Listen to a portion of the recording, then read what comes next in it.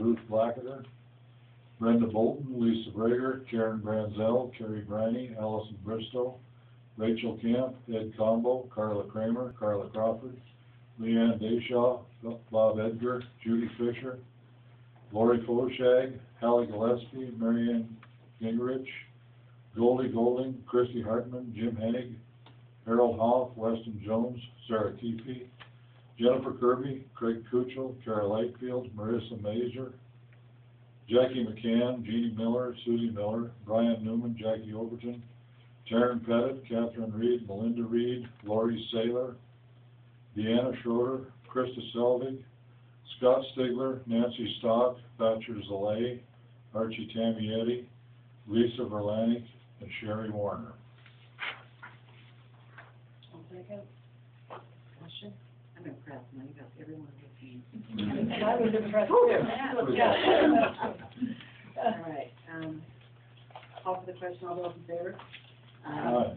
Aye. Okay. Now we're going to renew our non-tenure teachers. Okay. Non-renewal of non-tenured teachers. The renewal of non-tenured teachers. Yeah, get me in trouble there. I'm sorry.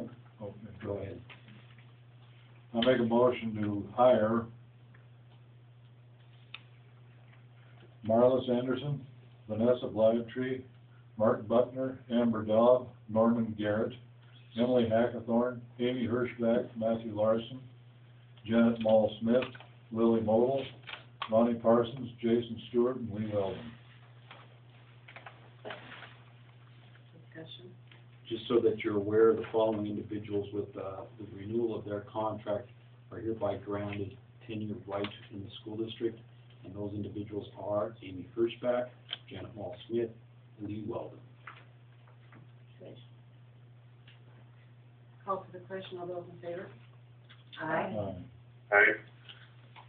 All right.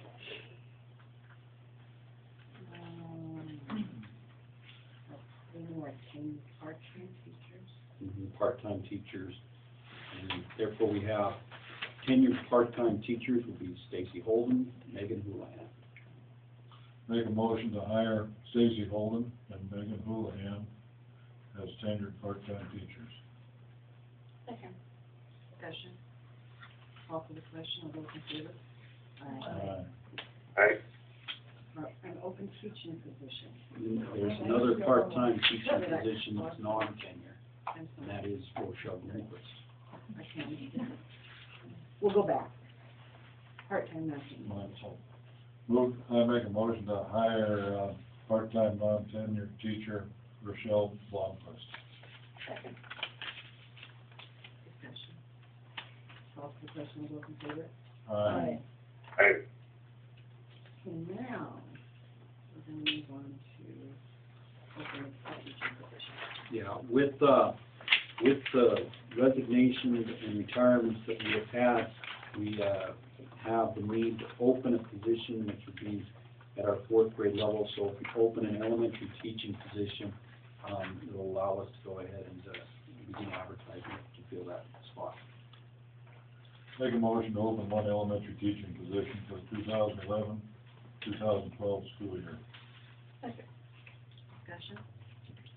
Call for the question. All those in favor? Aye. Aye. Okay. Now we're going to classify staff. Classified staff reduction in force. Once again, as we did with our certified teaching positions, we took a look at the classified teaching for this next coming school year, and we talked about the elimination of a library aide position. Now, Eleanor McCullough has rights as the most senior member on the staff, and within their contract they have what is called bumping rights. So as a senior position, anybody in a equivalent position below her would have, she would have the right to bump their position. And so we took a look in her category, which is category 2 in the classified unit, and recognized that there are 2 individuals at the bottom of that unit that we should take a look at ripping. Now, number one of the positions, Mr. Grabowska said that he had worked with Ruth Blacker on, and the determination was that as a high school special ed program, there's going to be the need to reduce one position, irregardless of whether the levy passed or failed. We would be in the position to say that the need in that area is changing due to the number of students that will be graduating that are currently in the special ed program. So the board was going to have one position come before them in the special ed department, irregardless. The second position that we looked at in this category is the position that is the next least senior, in which Eleanor could bump in her rights to move and transition around.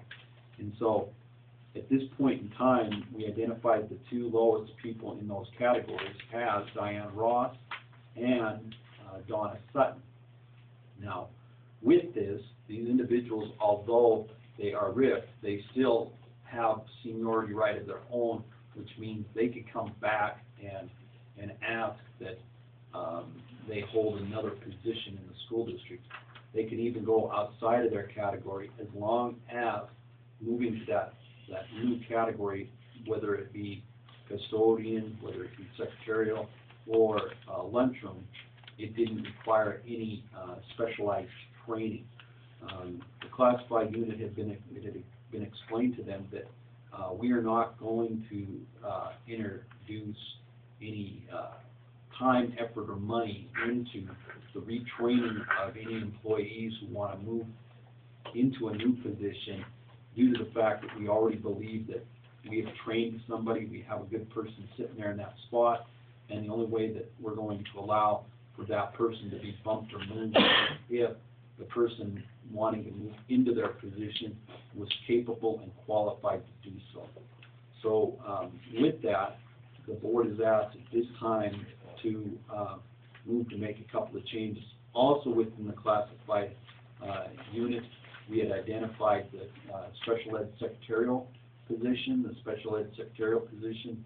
It had been talked about, and it had been identified that it could be reduced to a 0.5 FTE.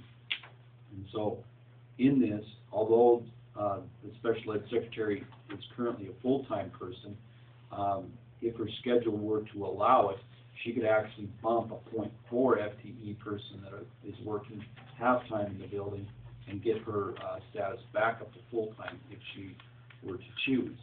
From the school district standpoint, we viewed that as it's a positive to us because it's one less person that we would have to manage and one less person that we would have to find a sub for if we had people calling in sick. Also, what we had looked at is the shuffle and redesign of what would be going on within the classified unit. We had looked at the copy room, and we had determined that the copy room would lose about two-tenths of an FTE in that area. And so we would be reducing that in staffing for the copy room, but we would reorganize and reshift the resources out of there so that Sarah Perry could maintain her full-time status, covering 2 FTEs of the secretary's position that currently the special ed secretary has, and doing her other 8/10 FTEs in the copy center. And this allows us to move that special ed secretary down to a 0.5 FTE. So with that, the board at this point in time is asked to approve a reduction in force for effective at the end of the 2010-2011 school year, in that to eliminate Diane Ross's special ed education aide position, to eliminate Donna Sutton's special education aide position, and to reduce down and eliminate 0.5 FTEs of the special education secretarial position. So I make a motion to eliminate Diane Ross's position at the end of the current school year. Okay. Discussion. Call for the question. All those in favor? I'd like to say something. I'm sorry. Go ahead. Just so you know, and I'm